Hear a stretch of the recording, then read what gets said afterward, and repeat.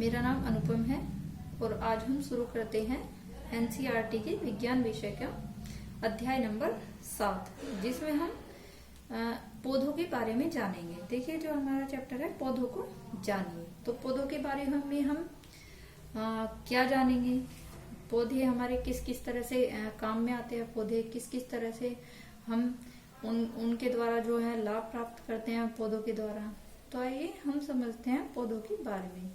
सबसे पहले हम जानते हैं कि जो हमारे पौधे हैं, पौधे वो बहुकोशिकीय जीव होते हैं। आपने सुना होगा कि पौधों में भी जीवन होता है। तो पौधे क्या है, एक बहुकोशिकीय जिसमें बहुत सारी हमारी कोशिकाएं बहुकोशिकीय जीव होती है।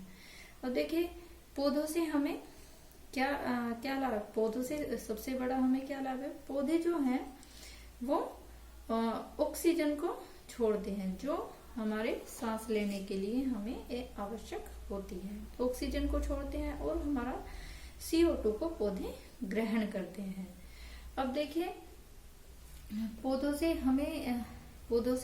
जैसे कि हमने बताया CO2 हमारा छोड़ते हैं, जो ऑक्सीजन को छोड़ते हैं और CO2 को ग्रहण करते हैं। पौधों को हम देखिए किस किस रूप में हम प्रयोग करते हैं, समझते हैं।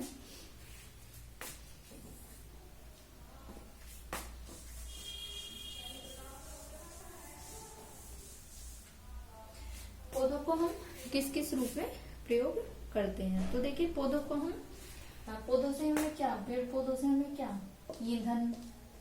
ईंधन प्राप्त होता है, ठीक है, फल प्राप्त होते हैं, हमें हवा प्राप्त होती है, ठीक है, और हमें क्या प्राप्त होता है, हमें फूल मिलते हैं, और हमें जो पौधों से ही हमें क्या मिलता है, पौधों से हमें जो कागज, पौधों से हमें कागज प्राप्त होते हैं। तो देखिए, पौधों से ही हमें क्या है, जो फर्नीचर बनाने के लिए हम लकड़ी का यूज करते हैं, पौधों से ही हमें वो प्राप्त होती हैं। तो देखिए, पौधों के हमारे आसपास ही जो है कितने तरह के हम उपयोग करते हैं। तो देखिए, आइए हम अब समझते हैं कि पौधे या जो हमारे वृक्ष है, उनको किस किस तरह से हम देख सकते हैं। तो एक होता है हमारा, सबसे पहले हम बात कर लेते हैं जो हमारा होता है शाख। तो शाख जो होते हैं, जैसे शाख बोलते हैं, तो वो किस तरह का हमारे पौधे होते हैं। तो देखिए, शाख, सबसे पहले हम बात करते हैं शाख। तो शाख की बात करते हैं, तो शाख का जो हमारा तना होता है, शाख का जो हमारा तना होता है, वो तना कोमल और हरा होता है शाख का। देखिए, जैसे शाख वाले हमारे पौधे कौन कौन से अभी हम बात करेंगे। तो शाख का जो तना है वो हरा और कोमल होता है, शाख वाला पौधा। तो जैसे कि हम शाख के उदाहरण ले सकते हैं, जैसे हमारे सरसों वाला जो पौधा होता है, आपने देखा होगा जो उसका तना होता है वो हरा होता है। ऐसे ही हमारा सूरजमुखी है, ऐसे जैसे टमाटर है। तो जो इस तरह के पौधे हैं उनको हम शाख कहते हैं। आइए अब हम बात करते हैं नेक्स्ट वाले पे। जैसे आपने सुना होगा झाड़ियां। अब झाड़ियां कैसी होती है, दूसरे नंबर पे हम बात करते हैं झाड़ियां।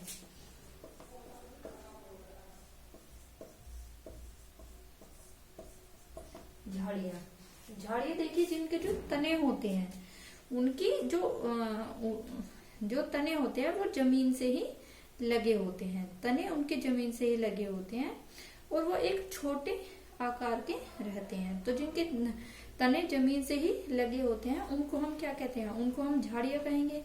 और जो हमारी झाड़ियों के जैसे देखिए हम उदाहरण ले सकते हैं, जो हमारा जो गुलाब का जो पौधा होता है वो भी एक झाड़ी के ही रूप में होता है। जैसे गुलाब का पौधा हो गया हमारा, जो अनार है, जो हमारा मेहंदी वाला होता है, वो पौधा भी हमारा क्या होता है, वो पौधा भी हमारा झाड़ियों में आता है। और जैसे अनार का हमारा पौधा है वो झाड़ियों के रूप में आ गया। ऐसे ही हम जैसे हमने देखा होगा एक गुड़हल, जो गुड़हल वाला फूल का पौधा होता है, तो वो भी हमारा झाड़ियों वाली श्रेणी में आता है। तो देखिए अब हम बात करते हैं, हमने बात की शाक की, झाड़ियों की, अब हम बात करते हैं वृक्षों की। वृक्षों को हम किस तरह से परिभाषित करेंगे या वृक्षों को हम कैसे जानेंगे। तो देखिए वृक्षों में जो वृक्ष होता है, जो वृक्ष होता है, वृक्ष के जो हमारे तने, वृक्ष का जो तना होता है वो जमीन से बहुत ऊंचाई पर होता है। तो वृक्षों का जो तना होता है वो हमारा वो जमीन से ऊंचाई पर होता है, और जो उसका तना है वो हरे रंग का ना होकर भूरे रंग का, एक कठोर कोमल नहीं होता वो, तो एक कठोर होता है। तो वृक्षों से हम क्या, जिसका तना जमीन से बहुत ऊपर होता है और जिसका तना एक भूरे रंग का होता है, तो उसको ही हम वृक्ष की श्रेणी में रखते हैं। जैसे कि हमने देखा है हमारा आम का वृक्ष है, आम है हमारा, नीम है, और हमारे और भी जैसे वृक्ष होते हैं, मान लीजिए कोई बरगद है, तो इनको हम किस श्रेणी में रखते हैं, इनको हम वृक्षों की श्रेणी में रखते हैं। तो देखिए आइए हमने अध्ययन किया किसका, हमने सबसे पहले अध्ययन किया शाक का, झाड़ियों का और वृक्षों का। इस तरह से ही देखिए हम बात कर लेते हैं जो और भी पौधों के रूप होते हैं। बात करते हैं एक विसर्पी लता की, जो हमारा पुस्तक एनसीईआरटी की पुस्तक में दिया गया है, विसर्पी लता। तो विसर्पी लता किस तरह से होती है। विसर्पी लता देखिए आप कभी, जैसे हम खेतों में हमने देखा होगा, जैसे वो हमारा खीरा, उसकी जो हमारी बेल होती है, या और भी जैसे हमारा लगे रहते हैं, जैसे सीताफल है तो उसकी जैसे बेल होती है, वो लता होती है, तो वो क्या होता है, जो विसर्पी लता होती है वो हमारी जमीन पर फैल जाती है। तो जो जमीन पर फैली हुई होती है उनको ही हम विसर्पी लता के रूप में जानते हैं। तो आप समझ गए होंगे कि विसर्पी लता क्या होता है। ऐसे ही हम बात करते हैं जो हमारा होता है, जिसको हम बोलते हैं आरोही लता। आरोही लता के बारे में बात करते हैं कि आरोही लता क्या होता है, किस तरह से आरोही लता रहती है। तो देखिए जो एक ढांचे के सहारे खड़ी हो जाती है, जो एक ढांचे का रूप ले लेती है, उसको ही हम क्या बोलते हैं, उसको ही आरोही लता बोलते हैं। अब आरोही लता का जैसे एक हम उदाहरण ले सकते हैं, जैसे मनी प्लांट वाला जो पौधा होता है उसको हम घरों में क्या सजावट के तौर पे रखते हैं, और उसको हम एक आकार दे देते हैं, एक ढांचा रख के उसी के आकार में फिर वो रूप ले लेती है। तो जो एक ढांचे का आकार, जैसे हमने एक मान लीजिए उसको सपोर्ट करने के लिए एक डंडी ऐसे खड़ी कर दी, तो वो ऐसी डंडी के ऊपर ऐसे चढ़ती रहेगी, तो उसको ही हम कहते हैं आरोही लता। तो आइए अब बात कर लेते हैं जो पौधों में हमारी जो पत्तियां होती हैं, पत्तियों की। देखिए जो पौधों में पत्तियों के द्वारा क्या होता है, पौधों में जो पत्तियों के द्वारा जो पौधे हैं वो अपना भोजन बनाते हैं, पत्तियों के द्वारा अपना भोजन बनाते हैं। पत्तियों को ही पौधों का जो रसोई घर कहा जाता है। अब पत्तियों को क्या कहा जाता है, पौधे का रसोई घर, क्योंकि पौधे जो हैं उसके पत्तियों द्वारा अपने भोजन बनाते हैं।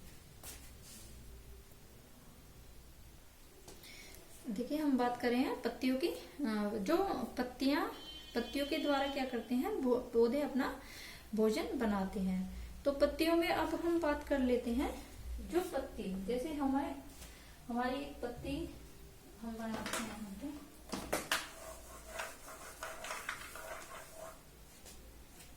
जैसे हम इस तरह से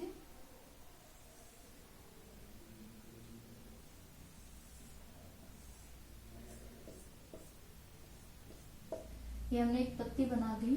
तो देखिए ये हमारा पत्ती का जो हमारा ये वाला भाग है, जो ये हमारा तना है।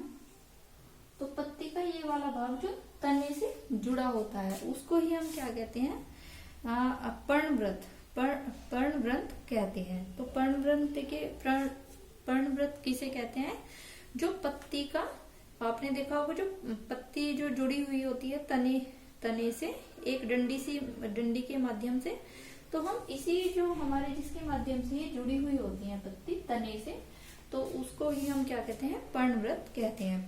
पर्णवृत्त देखिए किसे कहते हैं, जो पत्ती के माध्यम से तने से पत्ती, जो पत्ती में जुड़ा होता है, जो पत्ती में जुड़ा होता है, जिसके द्वारा तना जुड़ा होता है पत्ती से, तना जुड़ा होता है पत्ती से, उसे ही हम कहते हैं पर्णवृत्त। अब देखिए एक जो पत्तियों में होता है, एक ये होता है, इसको हम बोलते हैं फलक। फलक ये जो हमारा साइड वाला होता है, इसका क्या कार्य होता है, देखिए इसका कार्य ये होता है, जो पत्तियों में, जो पौधों में भोजन बनता है, पौधों में जो भोजन बनता है वो ही इस फलक के द्वारा ही, जो चपटा सा जो हमारा किनारे वाला भाग है, इसको ही हम कहते हैं फलक, और इसके द्वारा ही हमारा भोजन बनता है। आइए अब हम बात कर लेते हैं जो हमारा एक जो प्रक्रिया होती है वाष्पोत्सर्जन। तो वाष्पोत्सर्जन देखिए जो पौधों में वो पत्तियों के ही द्वारा होती है। पौधे जो अपने में संचित जो जल होता है उसको बचाने के लिए क्या करते हैं, वो अपनी पत्तियों को गिरा देते हैं। तो पत्तियों के ही माध्यम से क्या होता है, वाष्पोत्सर्जन होता है। आइए अब हम समझते हैं जो पौधों में, जिसके द्वारा पौधे अपना भोजन बनाते हैं, हम उस प्रक्रिया को क्या कहते हैं। तो देखिए जिसके माध्यम से पौधे अपना भोजन बनाते हैं उसको ही हम कहते हैं प्रकाश संश्लेषण। तो प्रकाश संश्लेषण की क्या क्या जो हमारी क्रिया है, प्रकाश संश्लेषण किस तरह से होता है। तो देखिए सबसे पहले हम एक बात और जान लेते हैं, जो पत्तियों का हरा रंग होता है वो क्लोरोफिल के कारण होता है। पत्तियों का हरा रंग क्लोरोफिल के कारण होता है। तो अब बात करते हैं हम प्रकाश संश्लेषण की।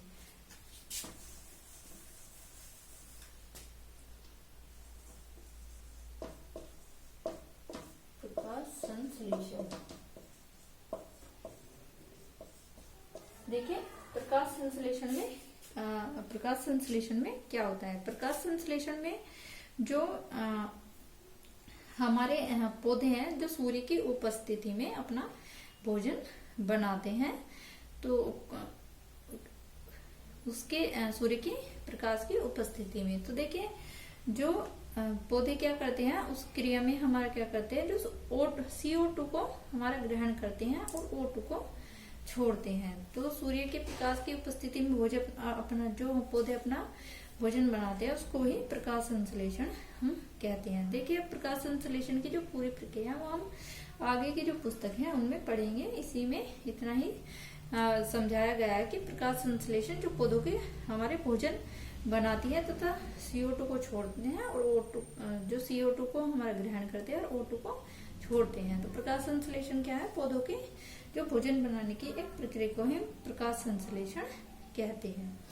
अब देखिए हम बात करते हैं जो नेक्स्ट है हमारा, जो पौधों की जड़ें रहती हैं, जड़ों के बारे में हम बात करते हैं। जड़, अब देखिए पहले हम समझते हैं जड़ का क्या कार्य होता है। तो देखिए जो पौधों को हमारा जल है, जो हमारा जल है, जो खनिज लवण है, वो किसके द्वारा पौधों को प्राप्त होते हैं, वो पौधों को जल के द्वारा प्राप्त होते हैं। वो पौधों को जो जल है हमारा खनिज लवण है, तो वो किसके द्वारा प्राप्त होते हैं, हमें जड़ के माध्यम से वो पौधों को प्राप्त होते हैं हमें। अब हम देखिए हमारे और पौधों का क्या कार्य होता है, हमारा पौधों का जो कार्य होता है वो जो हमारे पौधों को खड़ा रखने का कार्य वो भी कौन करता है, वो भी जड़ ही करता है, क्योंकि जड़ से ही उन्हें पौधों को मजबूती प्राप्त होती है। अब देखिए जड़ किस प्रकार की हो सकती है। तो देखिए जो जड़ है, जड़ हमारी दो प्रकार की हो सकती है। हम बात करते हैं सबसे पहले होती है हमारी मूसला जड़। मूसला जड़ मूसला जड़। देखिए मूसला जड़ किस तरह की होती है। मूसला जड़ में एक हमारी मुख्य जड़ होती है। मूसला जड़ में क्या होता है, एक मुख्य जड़ होती है।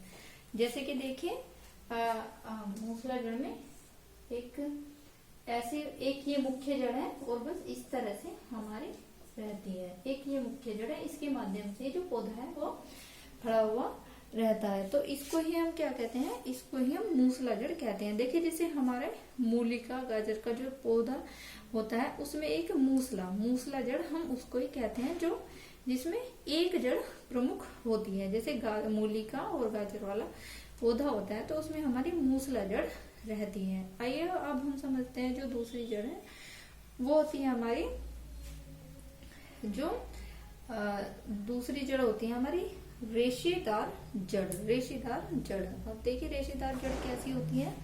रेशेदार जड़ में जो हमारी रेशेदार जड़ होती है उसमें इस तरह से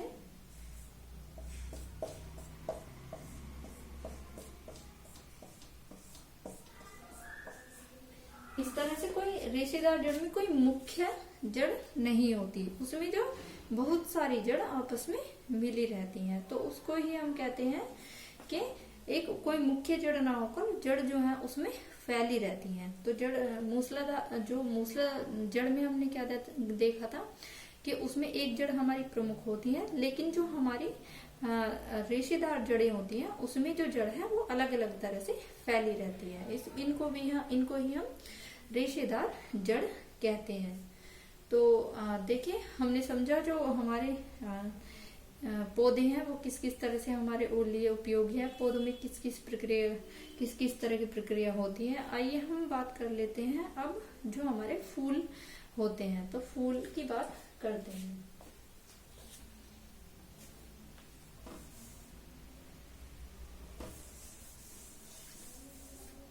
फूल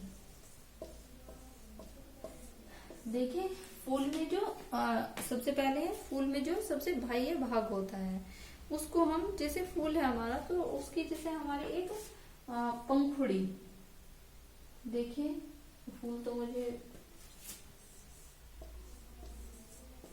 जैसे ही हमारा ये फूल है तो फूल की सबसे जो बाह्य भाग होता है, सबसे बाह्य भाग होता है उसको हम क्या कहते हैं, पंखुड़ी कहते हैं। फूल की जो सबसे बाह्य भाग है, बाह्य मतलब जो बाहरी भाग होता है उसको हम पंखुड़ी कहते हैं। तो देखिए फूल का एक इस तरह से हमारा जो फूल के पास में इस तरह से हमारा एक हरे रंग की नीचे पत्तियां सी होती है, जैसे आपने गुलाब वाले फूल में देखा है तो ऊपर पंखुड़ियां और नीचे उसकी ऐसी हरी सी पत्तियां सी निकली रहती हैं। तो उसको हम जो फूल का है उसे हम फूल का बाह्य दल कहते हैं।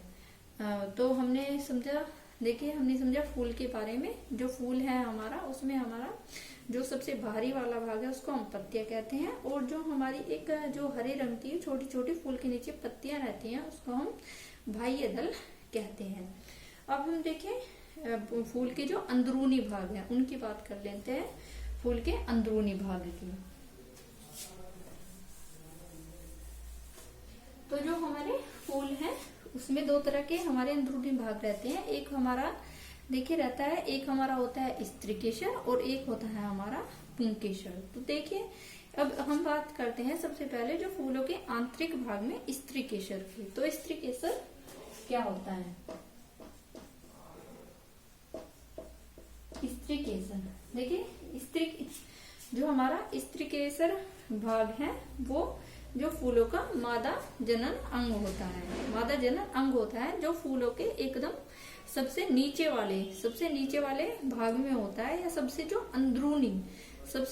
अंदरूनी भाग होता है उसको हम कहते हैं जो स्त्रीकेसर वाला हमारा भाग होता है। अब उसमें हमारा देखिए इस तरह से रहता है, जैसे हमारा ये है और इस तरह से इसमें ये हो गया और यहाँ ऐसे हमारा इस तरह से हम समझ सकते हैं। तो देखिए जो इसमें जो हमारा जो स्त्रीकेसर वाले भाग में जो ये हमारा फूला हुआ जो ये फूला हुआ सा इसे भाग होता है अंदरूनी भाग में, इसको ही हम क्या कहते हैं, इसको ही हम अंडाशय कहते हैं। जो हमारा स्त्री केसर वाला जो फूलों का अंदरूनी भाग है, उसमें जो नीचे एक फूला हुआ सा भाग होता है, उसको ही हम कहते हैं अंडाशय। इसको ही हम कहते हैं अंडाशय। और इसमें जो हमारा ये भाग होता है, इसको हम कहते हैं वर्तिका। वर्तिका, वर्तिका। और ये जो ऊपर एक भाग है, इसको कहते हैं वर्तिकाग्र। वर्तिकाग्र।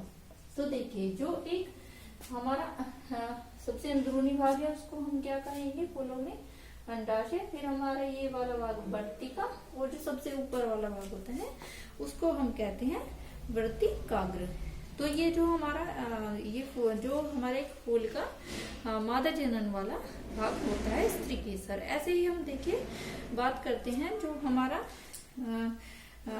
होता है जो नर जनन वाला जो हमारा भाग होता है, उसको ही हम कहते हैं पुंकेसर। तो देखिए हम बात करते हैं पुंकेसर की।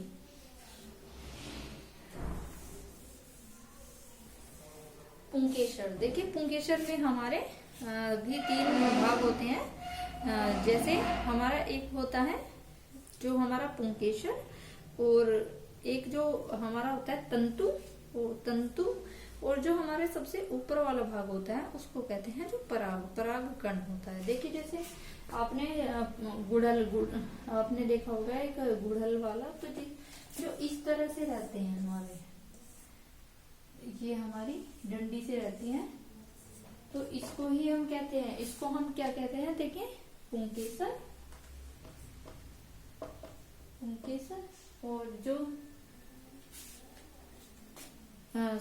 ये वाला भाग है पुंकेसर, पौधे का जो पुंकेसर वाला भाग है, इसको हम कहते हैं तंतु। और ये जो हमारा पुंकेसर वाला भाग है, इसको कहते हैं परागकण।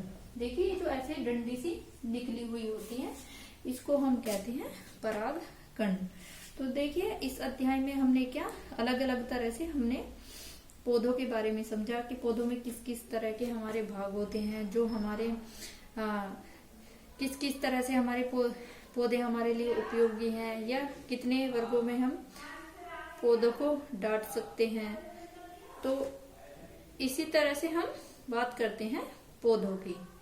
तो इस तरह से हमने इस चैप्टर में पौधों को जानने की कोशिश की है कि हम किस किस तरह से पौधों को समझ सकते हैं। तो इस चैप्टर में बस इतना ही, मिलते हैं नेक्स्ट चैप्टर में। धन्यवाद।